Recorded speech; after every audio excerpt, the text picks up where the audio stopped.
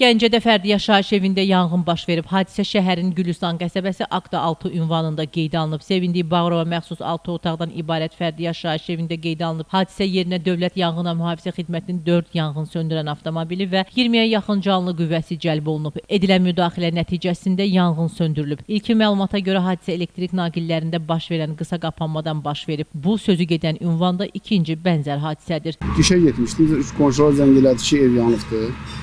İşte biz de geldik, pajarla sağ olsun, vaxtında geldiler. Yani pajar başlayıb da qədər. Yalan hansı işlərdir? Kuxunadan başlayıb. Neçə otaq? 4 yataq, bir zal, bir kuxuna, bir kaldor. Bu ikinci səfər yanıyor. Keçən də yanıyor, 24'te de yanmışdı. Nədən? Təmiz yanmışdı, o da pajarla. Onda vaxt təmiz yandı. Təmiz yanmışdı, heç nə çıxardanmadı. Nədən oldu təxmin? Pajardan da toktan da, tok sakıqını vermişdi. Şimdi de Könül Kazımova, Nazir Quliyev, Həcər Həsənova bugün informasiya proqramı üçün.